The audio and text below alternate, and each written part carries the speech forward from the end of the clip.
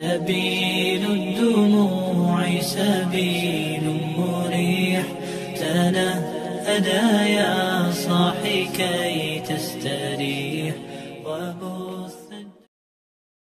Assalamualaikum warahmatullahi wabarakatuh. Iki ngaji santai-santai napa muhasabah.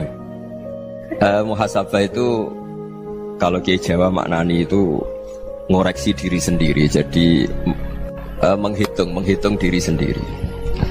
Ini pas bidang yang saya tekuni tadi karena Habib Ahmad yang minta kemarin sama Ibu siapa dari Indonesian Power itu. Ibu Lia, saya turutin sekaligus saya sambil belajar terus tentang muhasabah. Dalam konteks Indonesia, muhasabah itu sudah jadi perilaku ya.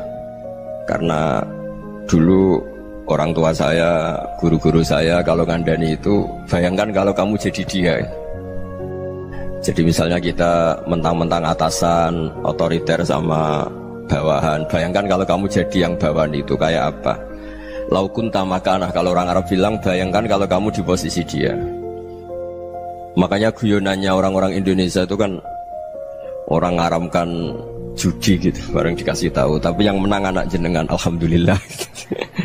Ternyata ngaramkan itu karena ada anaknya. Kalau anaknya yang menang ya seneng. Meskipun itu guyonan, tapi saya punya padanan itu dalam kitab Hikam.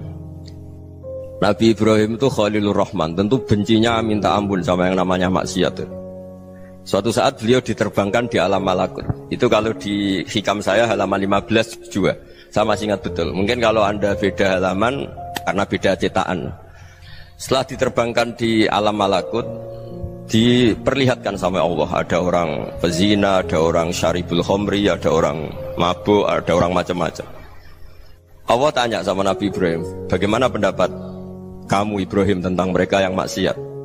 Kata Nabi Ibrahim, ya Allah, habisi saja mereka. Mereka hidup di bumi engkau, makan rezeki engkau, kemudian mereka tidak taat sama engkau. Singkat cerita, di fase itu, saya ulang lagi, di fase itu Allah nurutin sampai sekian peristiwa, mungkin 3 atau 4. Sudah, setelah sekian tahun Nabi Ibrahim lupa peristiwa itu, kemudian beliau diminta menyembelih anaknya. Ini versi kitab Hikam. Memang versinya banyak tentang kenapa Nabi Ibrahim disuruh menyembelih anaknya. Ketika mau menyembelih anaknya, Nabi Ibrahim ragu. Huwa samratu fuadi, anak saya ini buah hati saya, kenapa engkau suruh menyembelih? Terus kata Allah, apa kamu tidak ingat ketika kamu saya angkat di alam malakut, kemudian kamu usul bunuh-bunuh, saya tidak mempertimbangkan usul Anda, tapi kenapa sekarang saya merintahkan kamu mikir? Gitu. Terus, ya karena ini anak saya ya Allah. Terus kata Allah, rumang samu wong sing bukan mata ini gak gawean kau sing gawe kowe enak wae usul mata ini. Jadi saya yang bikin, kemudian Anda enak aja usul membunuh. Semenjak itu Nabi Ibrahim itu di eranya itu asfaqun nas, orang paling sayang sama manusia. Karena kadang kita keras itu ya kebetulan itu udah anak kita, ada keluarga kita. Cara orang Jawa itu kan gitu ya, kalau ada perempuan terus macak yang macam-macam pakai sepeda motor cowok, terus wah itu luput suwuk, semoga-moga gini. Tapi setelah dikasih tahu, niku ponakane jenengan, semoga-moga selamat.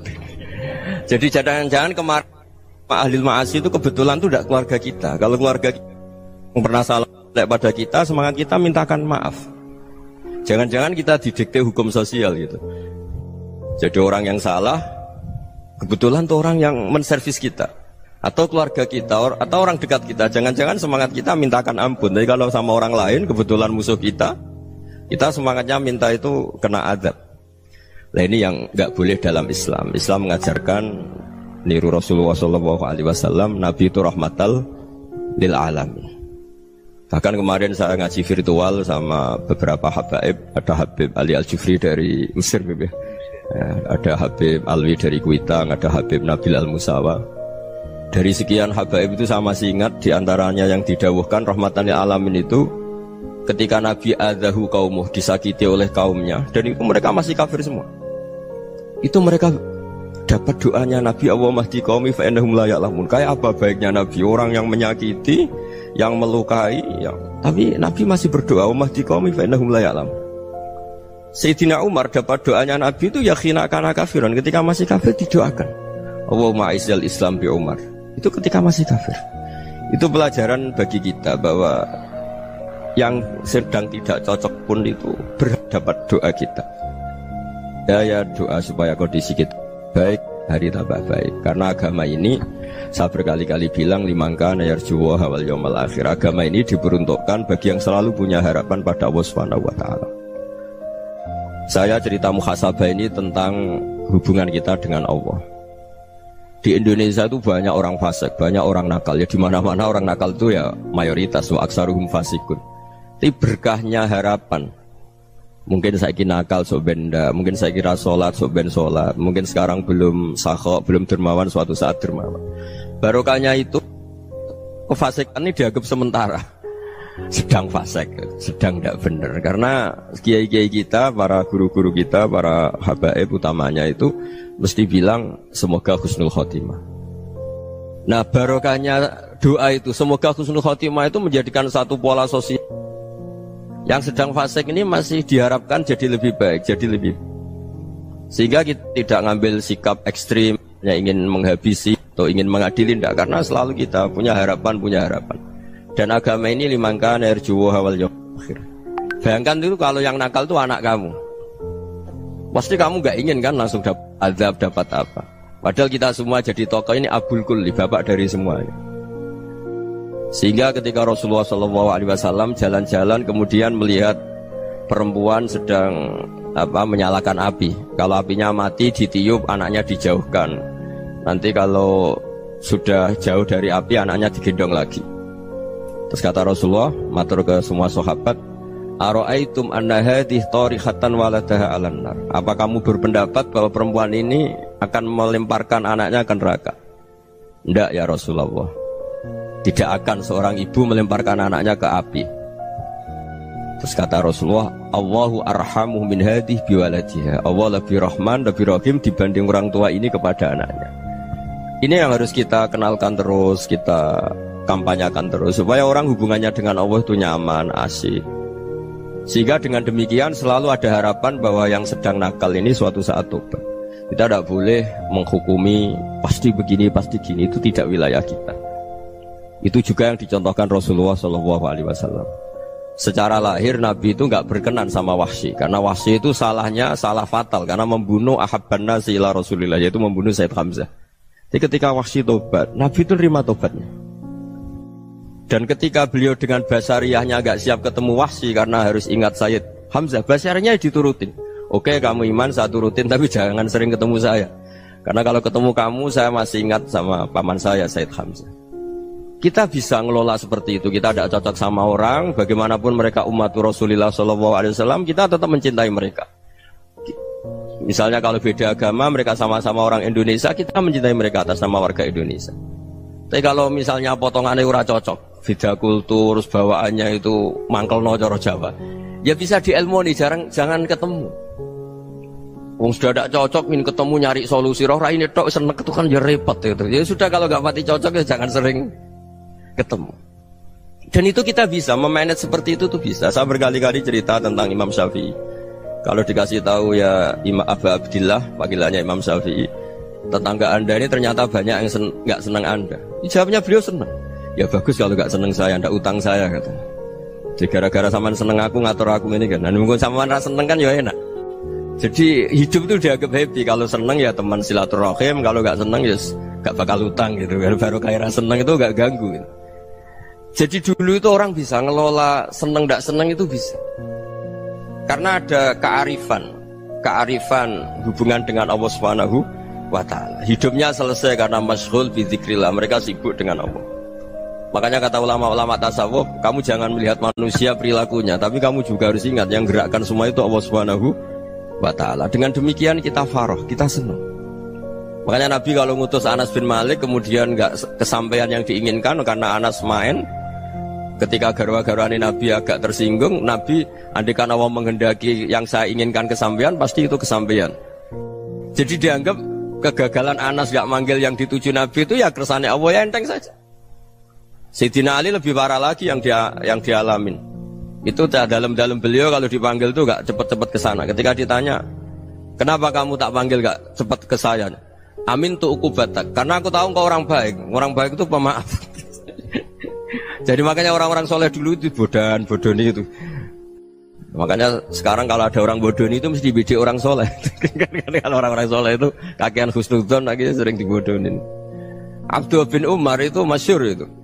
Kalau ada budaknya sering sholat, sergap sholat itu dimerdekakan. Akhirnya nggak sholat pun pura-pura sholat. Akhirnya juga dimerdekakan. Ketika ditanya, kenapa engkau merdekakan? Padahal mereka sholatnya menipu engkau, kata pembisik-pembisik itu. Man khoda'ana lillah in khoda'na lah. Dia nipu atas nama Allah, berarti saat tertipu juga atas nama Allah. Gak masalah dong, semuanya demi Allah Subhanahu wa ta'ala. Jadi ketika kita ketemu mensifati Allah Ta'ala itu ghafir, Allah pemaaf. Jangan kamu gak fair untuk diri kamu nyifati Allah ghafir, pada orang lain Allah kamu sifati sadidul iqab. Jadi Allah kamu atur, kayak MC tadi ngatur saya. Jadi Allah itu apa? Kalau pada saya ghafir, kalau pada musuh saya sadidul iqab. Itu tidak fair.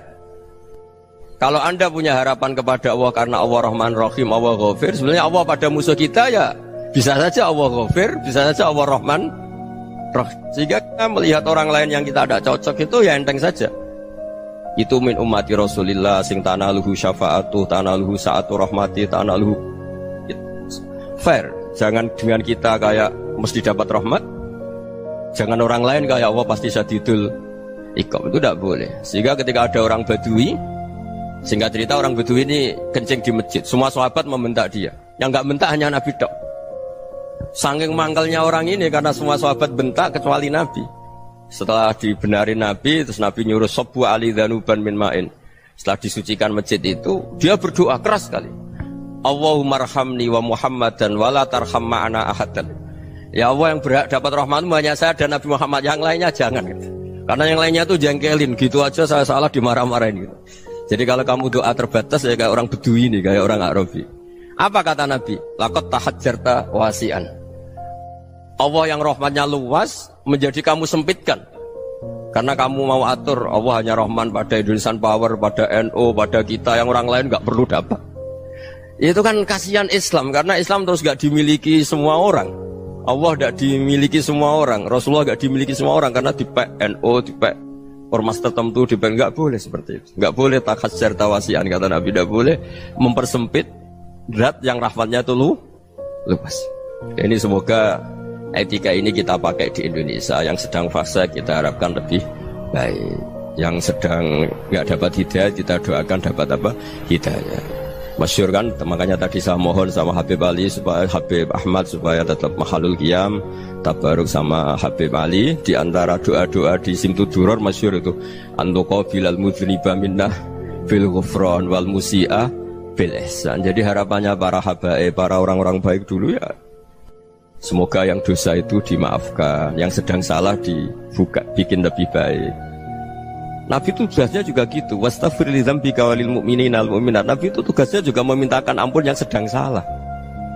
Nah ini cobalah jadi etika kita, muhasabah kita. Jadi muhasabah itu cara berpikir kita set, kita pikir ulang. Ternyata semangatnya seorang Nabi itu wastaghfir li dzambika walil mu'minun. Semangatnya itu memintakan ampun. Orang ahli tafsir tahu semua kalau Nabi itu tidak mungkin dosa. Jadi itu khitabun Nabi wa urida bihi ummatu, itu khitab Nabi, tapi yang dimaksud itu umatnya, karena Nabi tidak akan mengalami dzambun, tidak akan mengalami dosa. Sekarang enggak, kadang-kadang kita ini kalau orang lain salah itu semangat. Kalau di perusahaan ada teman salah, apalagi pimpinan salah itu seneng, barokahnya salah bisa ganti kan gitu.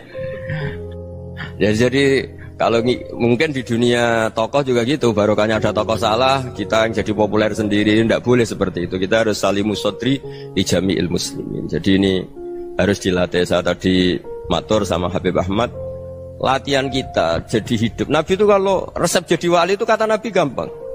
Kata Nabi, kalau kamu ingin disenangin Allah, ya sudah. Kalau kamu asbahta wa amseta gini-gini, perasaan kamu, kata Nabi, jangan punya perasaan ghil sama orang muslimin. Itu sudah wadzalika min sunnati. Makanya Nabi ngendikan la yablughni ahadun an ahadin syai'an. Ada yang baca la yuballighni ahadun an ahadin syai'an.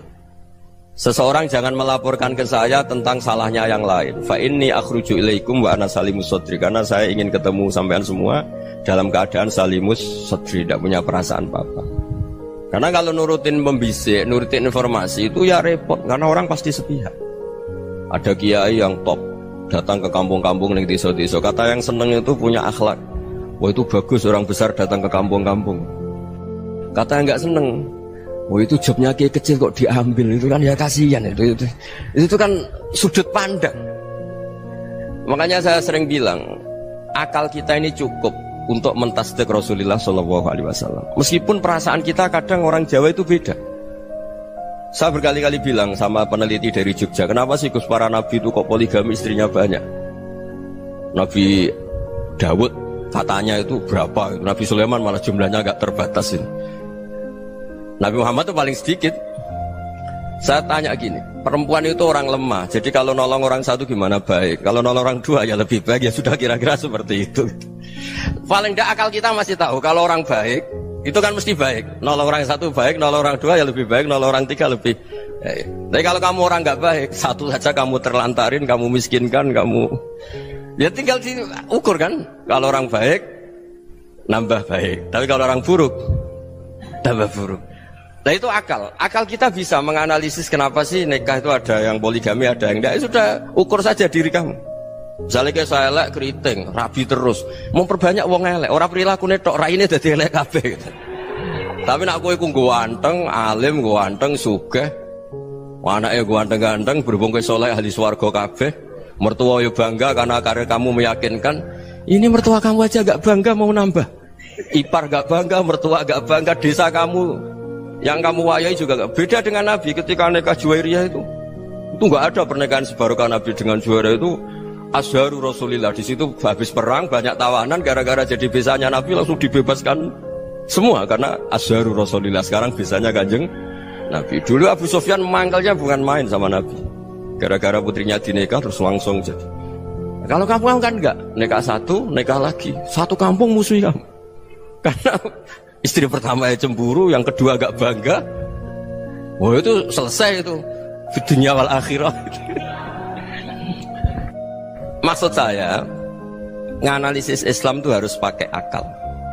Dan akal yang dipakai, ini saya bawa ke kitab Ihya, adalah pikiran-pikiran para ulama.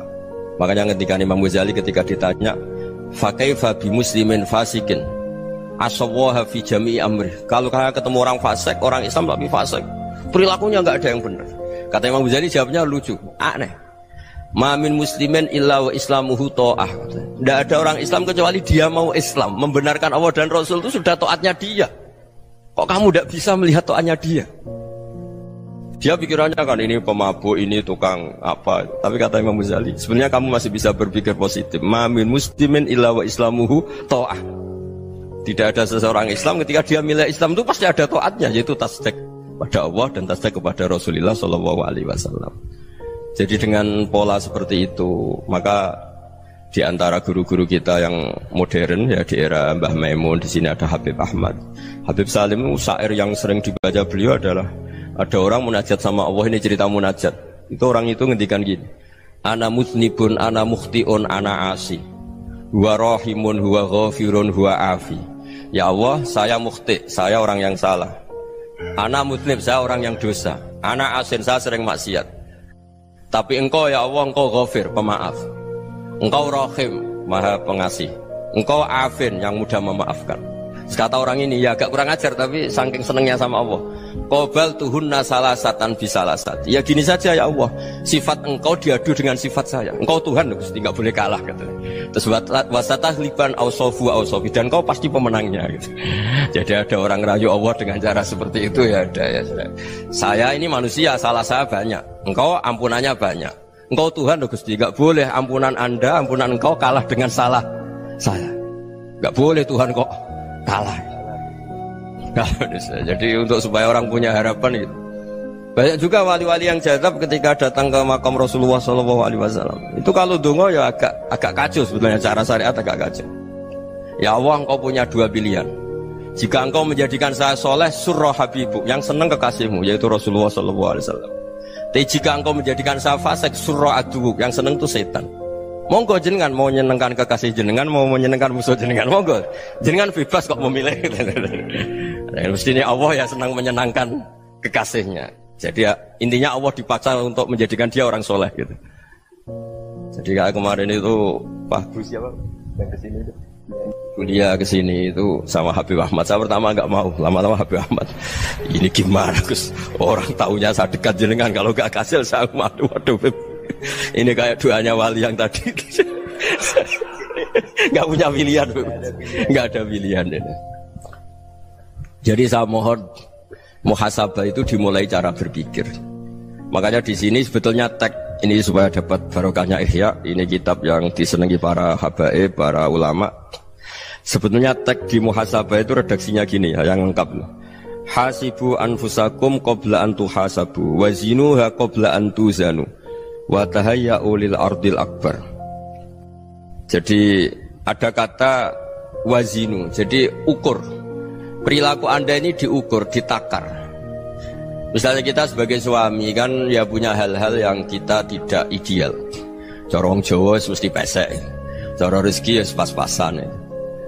Dan kita juga kalau makanya agak boleh tanya istri begini, apa saat cinta pertama Anda? Pasti Anda kecewa. Orang jadi istri hanya korban terakhir itu. Sudah. Karena orang kalau ngelamar kemana-mana gak jadi, yang jadi istri itu pasti korban terakhir itu. Jarang istri pilihan pertama, jarang. Ayo semua yang nikah. Rata-rata itu pilihan Anda pertama Pak, dari sekian ditolak di mana-mana terus. Ya perempuan terakhir. Kamu juga korban terakhir.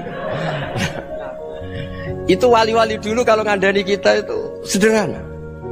Antal ini masyhur diceritakan Habib Zain bin Semit dalam kitab Al-Manhajus Sawi. Antalam tajid min nafsika kullama turid. Fa kaifa turidu min ghairika kullama turid. Kamu yang ingin ideal saja, kamu tidak menemukan pada diri kamu untuk menjadi ideal. Kamu kan ingin ganteng, ingin punya uang banyak, ingin perilaku Anda sempurna. Anda saja yang punya keinginan tidak bisa mewujudkan keinginan Anda sendiri. Fakaifa turidu min ghairika ma turid. Jadi antalam tajid min nafsika kullama turid. Fakaifa turidu min ghairika kullama turid. Kamu yang punya keinginan saja. Misalnya saya ingin punya uang banyak, perilaku saya selalu benar, gak pernah salah. Loh, saya yang ingin saja dengan diri saya gak bisa untuk benar terus. Kok kamu berharap orang lain selalu benar? Jadi anta lam tajid ya sama. Kalau kamu menuntut istri kamu itu ramah, neriman, apa kamu neriman sama wajah istri Anda gitu? Engkau ya pola neng dindi jajaki sana jajaki sini, kamu sendiri tidak kona apa. Jadi itu nasihat yang luar biasa. Anta lam tajid min nafsika kullama turid, fa kaifa turidu min ghairika kullama turid. Kamu mau menghormati semua orang? Tidak mau kan? Kemudian Anda berharap semua orang menghormati kamu. Kamu tidak ingin kan orang lain semua menghujat kamu. Sementara kamu enak aja menghujat orang lain. Makanya Rasulullah SAW luar biasa ketika bikin kaidah sosial. Apa la yu'minu ahadukum hatta yuhibba li akhihi ma yuhibbu li nafsihi. Jadi kalau ukuran iman itu sederhana. Kalau sesuatu itu baik, nyaman bagi Anda ya bayangkan itu pada teman Anda. Misalnya Anda bangun tidur sudah acak-acakan, gak punya uang, utang jatuh tempo, kan gak ingin ketemu orang. Ya kamu jangan bertamu ke jenis ini, karena kalau dengan kamu yang alami juga gak siap ketemu orang. Makanya ada Habib Alim itu dilapuri sama seseorang. Beb, dulu teman saya itu ketika saya kaya itu sering main ke saya. Setelah saya miskin, mereka tidak main ke saya. Kata Habib itu bagus, sunnaul begitu itu bagus.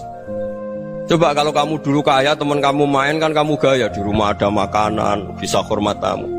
Setelah kamu miskin jadi buruh manol di pasar atau buruh bikin boto, teman kamu datang, malu enggak kamu? Mendingan enggak datang gitu. Akhirnya baru, oh ya alhamdulillah kalau gitu. Loh ya kan dulu teman kita datang, kita ada Alphard, istri cantik, rumah bagus. Lah kita miskin, buruhnya orang pas dibentak-bentak, teman kamu udah datang. Milih datang kamu enggak kalau setelah kamu jatuh? Enggak kan? Jadi barokahnya ilmu itu terus. Ya, tapi kadang-kadang orang tuh, wah setelah saya miskin teman-teman enggak kasih ke sini. Ya kalau kamu sudah jatuh, teman-teman kamu ke situ jadi tontonan. Ya mulai sekarang cara berpikir itu dirubah. Dulu yang namanya kiai itu kalau diundang orang itu ya agak-agak senang. Semenjak saya itu agak rubah. Mengundang kiai, ngatur kiai itu tak haram-haramkan ya ada lumayan lah, sekarang itu sudah mulai agak beretika. Dulu itu ngundang tuh tanggalnya ditentukan, jamnya ditentukan. Enggak mikir apa kiai saat itu nganggur, enggak. Punya wadifah, enggak. Dia milih tanggal yang dia nganggur, enggak mikir pas itu kiainya nganggur apa. Enggak. Ya saya hanya cerita aja, kamu tersinggung ya monggo, boten nggih monggo itu kan. Jadi saya mohonlah supaya tadi saya juga matur ke Habib Ahmad. Jadi untuk orang merasa ikut sunnah Rasul itu gampang sekali kata Sayyid Muhammad. Dulu Nabi berpakaian ala daerahnya. Kalau mikot ya pakai mikotu baladi. Karena Nabi orang Madinah dan beliau berdomisili di Madinah ya misalnya mikotnya dari Bir Ali misalnya. Tapi kalau Anda orang kawasan Tanim mau umroh ya dari Tanim. Misalnya kawasan Jirona ya dari Jirona. Artinya apa? Kamu ngambil mikot karena Nabi mikot misalnya dari Bir Ali, bukan berarti kamu harus seperti Nabi di Bir Ali. Kamu orang Mekah, misalnya kamu orang Tanim, orang ya harus dari mikot itu apa? Baladi. Sama, makanya di fikih-fikih itu kalau teknik anak, Nabi orang Arab, halawiyatnya kurma ya kurma. Kalau orang Jawa sedegan, semua podo-podo. Ya podo-podo manis. Jadi ini tabaruk sama Sayyid Muhammad, ini ada murid beliau Habib Ahmad, saya baca supaya orang itu merasa ikut Nabi itu gampang sekali. Ini saya baca ya di halaman tadi disaksikan Habib Ahmad 433 di kitab apa begini? Manhajus Salaf fi Fahmin Nusus. Itu kata Sayyid Muhammad, wa kanat sunnatu Rasulillah annahu yat'amu ma yajiduhu fi ardi wa yalbasu ma yajidu wa yarkabu ma yajidu mimma abahu Allah taala. Faman istamala ma yajidu fi ardi fa huwa al-muttabi' lis-sunnah. Kama annahu hajjal baita min madinati. Faman hajjal baita min madinati nafsihi fa huwa al-muttabi' lis-sunnah. Wa illam takun hadhil madinatu tilka. Jadi intinya misalnya Nabi dulu itu ngasih sedekah kepada fakir miskin ya pakai dinar, dirham. Ya kalau orang misalnya sedekah pakai rupiah ya sudah ikut sunnah Nabi. Jangan lu Nabi pakai dinar loh, kamu kok pakai rupiah. Dulu dinarnya Nabi udah ada tulisannya Bank Indonesia, kamu kok ada tulisannya Bank. Ya tidak ada seperti itu. Ya jadi misalnya Nabi sedekah pakai tamar atau pakai al-aqid, ya kita pakai beras, pakai apa? Supaya orang tuh bahwa Rasulullah itu milik kafatal linnas, milik semuanya. Sehingga merasa ikut sunnah Nabi itu ya semuanya. Makanya dulu Mbah Mun kalau motivasi saya supaya bombong, kalau orang Jawa bilang bombong. Wong Jawa mesti ono wong alim. Beliau menyontohkan Mas itu Mbah Fadol, Senori, Mbah Ihsan Jambes. Itu bisa ngarang-ngarang kitab luar biasa. Padahal beliau bukan orang Arab. Imam Sibawai itu orang Persia. Imam Ghazali orang Tus itu juga ikut Persia.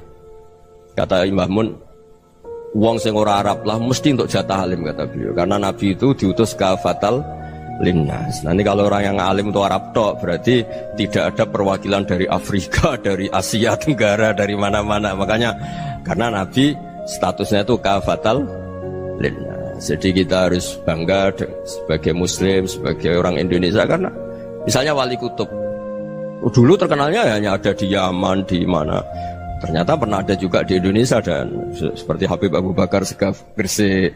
Jadi ya akhirnya kan tetap orang Indonesia meskipun beliau zuriyah Rasul kan ya sudah orang apa? Orang Indonesia. Zuriyahnya Habib Ali Simtuduror sekarang di Solo. Jadi Indonesia juga dapat alawin banyak dari Sadatin al-Alawin juga banyak. Jadi saya mohon barokahnya ngaji seperti ini.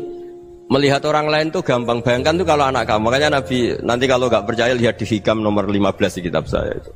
Di situ dijelaskan oleh Hikam, jangan-jangan semangat Anda pada orang yang maksiat, pada orang yang keliru supaya dihukum itu karena kebetulan itu udah anak Anda, itu udah keluarga Anda. Coba kalau itu keluarga Anda. Makanya kalau saya guyonan di Jogja itu ada pembantu mecahkan piring terus dimarahi majikannya, saya mesti guyon gitu. Pasti itu pembantunya tidak cantik. Kok bisa Gus? Andekan cantik dan kamu senang mecahno piring satu, piring 1000 ora iso ngamuk. Ternyata ngamuknya itu karena mecahkan piring apa karena plus tidak cantik? Coba jawab para lelaki nih.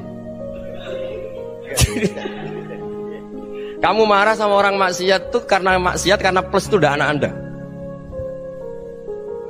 Bayangkan kalau itu anak Anda. Itu hebatnya Rasulullah SAW. Karena kita yang salah pun kadung umatnya, Nabi tetap ngasih fasilitas syafaati li ahlil kabair min ummati. Kayak apa baiknya Nabi? Udah ikut maksiat tapi ikut fasilitasi ngasih syafaat. Loh kalau li ahlil ibadah kan wajar. Nabi ketika ini syafaati li ahlil kabair min ummati. Ya karena tadi logika yang dibangun Rasulullah itu logika yang luar biasa. Kita semangat orang lain kena hukuman itu karena kita tidak punya ra'fah, tidak punya rahmah. Coba kalau Rasulullah yang bil mukminina raufur Rahim. Semangatnya itu mendoakan supaya tobat, mendoakan diampuni. Dan itu juga yang diperintahkan oleh Allah Subhanahu wa taala, wastaghfir li dzambika walil mu'minina wal mu'minat. Ya semoga barokahnya ngaji ini, barokahnya Habib Ahmad, barokahnya Maulid Simtud Duror, barokahnya semua kitab Madaih, Tibak Berjanji semuanya, barokahnya Ikhya, barokahnya Said Muhammad, barokahnya guru kita semua, Mbah Maimun, bapak saya. Kita ini ngikuti manhaj, ya, ngikuti apa? Manhaj. Saya sering didhawuhi Mbah Mun, kenapa ihdinas siratal mustaqim bukan siratoka? Bukan jalan engkau ya Allah, karena Allah itu enggak bisa kamu tiru. Allah itu tidak tidur, tidak makan, tidak kesel, tidak capek. Yang bisa ditiru itu siratal ladzina an'amta alaihim. Yang bisa ditiru manusia ya niru manusia. Karena Allah itu tidak bisa ditiru, makanya ihdinas siratal mustaqim siratal ladzina. Dan niru siapa? Niru guru-guru kita. Termasuk niru cara pandang. Jadi misalnya ada orang awam di rumah itu hanya delok reng, delok tikus liwat, itu kan kayak nganggur. Ora tahajud malah mendelok reng. Melihatnya jangan gitu. Huwa tarokal ma'asiyah. Dia di rumahnya ndak dugem, ndak kemana-mana. Dia berarti malam itu tarkul ma'asi. Tidak nyopet, tidak garong, tidak ke tempat maksiat. Susahnya apa sih husnudzon? Jadi jangan lihat huwa tarkut tahajud, huwa tarokat tahajud, wa taroka qiyamal lail. Oke ya, namanya orang begitu ya tidak tahajud, tidak qiyamul lail. Tapi susahnya apa sih kamu bilang huwa tarokal ma'asiyah? Dia juga meninggalkan maksiat, dan tarkul maksiat itu tuh ibadah. Supaya orang tuh gampang lah husnudzon sama orang muslim. Ini orang mukmin, orang yang luar biasa. Di mata Allah itu orang yang luar biasa. Kayak tadi Imam Ghazali, kalau saya ketemu orang muslim kemudian dia tidak pernah baik, gimana? Kata Imam Ghazali, ma min muslimin illa wa islamuhu ta'ah. Tidak ada orang Islam ketika dia mentasdihkan Allah dan Rasulullah, berarti dia juga punya taat. Ya ini latihan saja, sing iso nglakoni Habib Ahmad kula namung cerita mawon. Kula cerita secara akademik, saya punya kitab, saya baca, dan alhamdulillah kita paham barokahnya para guru, dan supaya terbiasalah. Sebaik-baiknya ibadah husnudzon billah wa husnudzon bil mu'min. Soal tidak cocok ya diilmoni tadi ya, namanya enggak cocok ya jangan sering ketemu. Seperti Rasulullah SAW, beliau karena sangat mencintai Said Hamzah, ketemu orang yang pernah begitu sama Said Hamzah ya beliau secara basyariah tidak siap. Tapi beliau secara cara bahasa sekarang, secara profesional, kalau beliau seorang nabi dan harus menerima tobatnya siapapun ya diterima. Saya meskipun dengan AB gak cocok karena dia begini-begini sama saya, tapi saya ingat dia sholat, dia baca sholawat, dia mencintai Rasulullah. Ya kita hormat. Ya soal gak cocok ya di manage tadi ya. Zurhiban tasdid huban. Kalau gak pati cocok ya jangan sering ketemu, bawaannya enak nanti. Ya semuanya itu diilmoni lah. Makanya ngendikane Ma'ruf Al-Qurhi ada yang baca Al-Kharki, mangqala fil yaumi salasa marrat aw marham ummata Muhammad kutiba minal abdal. Karena semangat mencintai siapapun satu hari sering baca marham ummata Muhammad, wa ma aslih ummata Muhammad, wa ma tajawaz an ummati Muhammad, itu mesti kutiba minal abdal. Dia pasti termasuk wali abdal. Maksudnya semangat mencintai ya dilatih lah. Misalnya Indonesia Power atau PLN, andai kan tidak ada PLN itu kayak apa? Orang nggak bisa ngaji, tidak bisa aktivitas. Ya barokahnya ada PLN, barokahnya jasanya. Kita sadar, tidak semua kebaikan kita ini memenuhi keinginan orang banyak. Gitu. Orang banyak ingin listrik, ingin saluran apa, dan itu kadang yang mewujudkan orang lain atau kelompok lain. Ya karena itu manfaat ke orang lain ya kita doakan. Karena khairunas anfa'uhum linnas. Sehingga kita terbiasalah ngakui orang lain. Seperti semangatnya Rasulullah SAW, semuanya itu didoakan, semuanya diinginkan kebaikannya. Bahkan Nabi gak putus asa sampai di akhirat. Ketika Nabi lain sudah putus asa karena sudah akhirat, sampai dimintai syafaat semuanya bilang nafsi, nafsi. Karena merasa semuanya gak punya nyali di depan Allah. Karena ini sudah akhirat, sudah finish. Tapi apa Rasulullah? Analah. Ya udah, saya sanggup mensyafaati kalian. Terus kata Nabi, fa'atiyal arsya. Saya mendatangi aras fa akhiru lahu sajidan, saya sujud wa ahmaduhu bima hamida 'allamaniha rabbi. Kemudian saya tetap muji Allah dengan pujian yang terus menerus. Padahal sudah di akhirat sudah finish. Nabi dimintai syafaat masih sanggup karena Nabi tahu akhirat tidak bisa mendikte Allah, tidak bisa. Allah terus bilang, "Ya Allah ini akhirat loh, engkau sudah tidak boleh mensyafaat." Tidak bisa. Allah tidak bisa diganggu akhirat. Allah tidak boleh dibatalkan rahmannya oleh akhirat. Allah tetap Rahman Rahim abadal abad. Dan Nabi tahu itu. Makanya kata para ulama, fa Muhammadun ahmadu min ghairihi. Jadi Nabi Muhammad namanya dua, yang terkenal. Sebenarnya banyak yang terkenal dua, Muhammad sama Ahmad. Ketika Nabi punya nyali memuji Allah di akhirat atau sudah di akhirat itu fa Muhammadun ahmadu min ghairi. Ketika Nabi lain sudah tidak punya nyali muji Allah karena sudah akhirat, Nabi Muhammad tetap berani muji Allah di saat seperti itu. Makanya ahmadu di situ kata ulama itu af'al tafdil, fa Muhammadun ahmadu min ghairi. Kanjeng Nabi lebih memuji Allah di saat yang Nabi lain sudah tidak punya nyali untuk muji Allah di saat itu. Makanya kata Nabi fa akhiru lahu sajidan wa ahmaduhu bi mahamida 'allamaniha rabbi. Akhirnya setelah lama gitu terus Allah ngendikan ya Muhammad irfa' ra'sak wasal tu'tah wasfa' tusyaffa. Sudah Muhammad, angkat kepala kamu minta apa saya turutin, dan kalau kamu ingin mensyafaati umatmu saya beri hak napa? Syafaat. Nah, semoga semangat itu juga menjadikan kita munajat bahwa rahmat Allah tidak terbatas, harapan juga tidak terbatas. Mungkin yang sedang nakal ya kita katakan sedang, jangan terus kamu pastikan wah ini mesti suul khotimah, mesti tidak orang baik. Ndak, agama ini liman kana yarju wal yaumal akhir.